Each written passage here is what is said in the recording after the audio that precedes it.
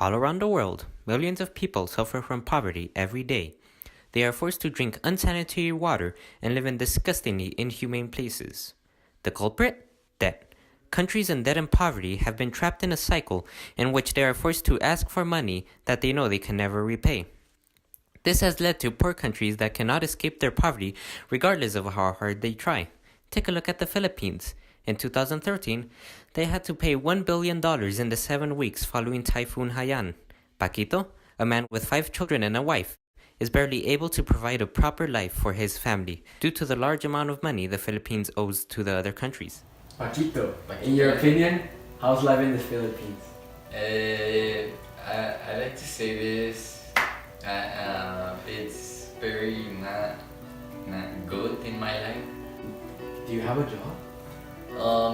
Yes, I do have a job, and my job is mailman, and that I earn a little money, so I can't afford the life that my kids want.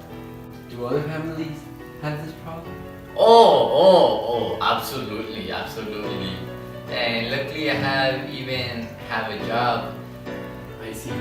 So would you say that many people don't get education or resources needed for success here? I do believe that we don't get the necessary things to find success. Getting an education is not only expensive, it's essentially impossible. The schools are in terrible condition. Would you say the country is handling the debt well? No. Do you think the Philippines should be getting some sort of debt relief? Absolutely.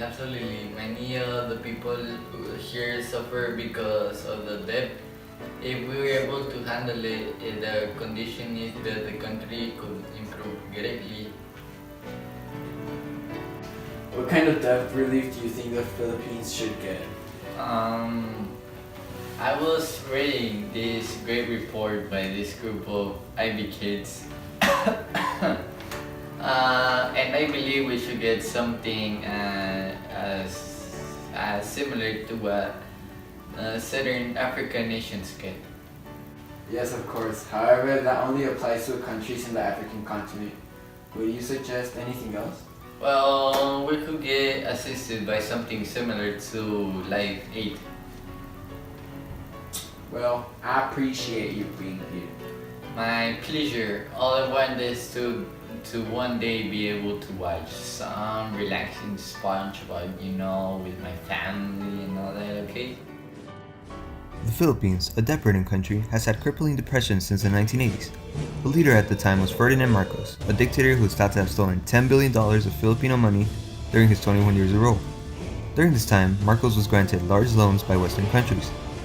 After his rule was ended in 1986, the lenders who assisted in his corruption continued to demand payment of the loans.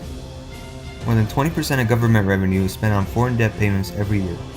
The result of is severely underfunded health and education systems. Today, an estimated 16 million Filipinos are living in extreme poverty and are malnourished. But the dictator wasn't the only reason the Philippines is drowning in debt. In 1997, the Philippines was lent money from the Bank of Austria for medical waste incinerators. The incinerators were known for their high pollution and were banned within 2 years. In the 2000s, the UK guaranteed loans for the purchase of bridges from a British company. Many say the bridges that were built were nearly useless, leading into the middle fields or connecting mud tracks. The Philippines has also accumulated debt as a result of nature.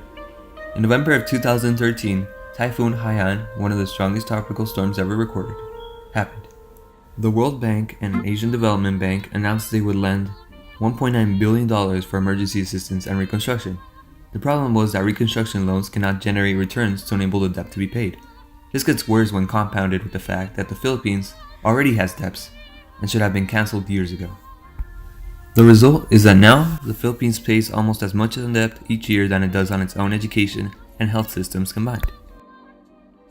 Many of the countries in Africa have required loan money at one time or another, and therefore many of them suffer from unpayable debt.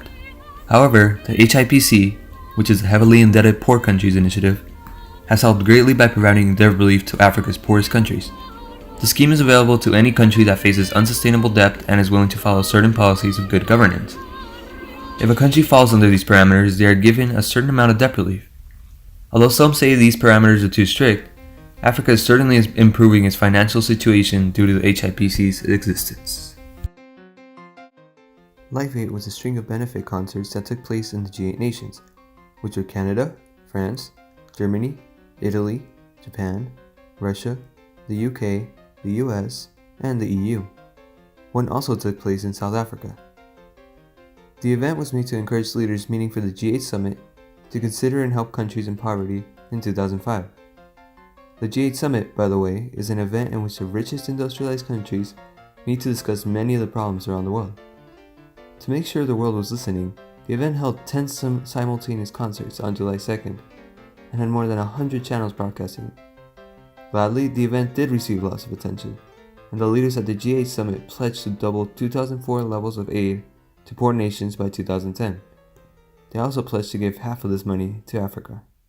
Maybe one day, if these debt relief programs make enough of a change, Paquita will be able to accomplish his dream of coming home from work and watching some relaxing episodes of SpongeBob. But remember, it's not goodbye, it's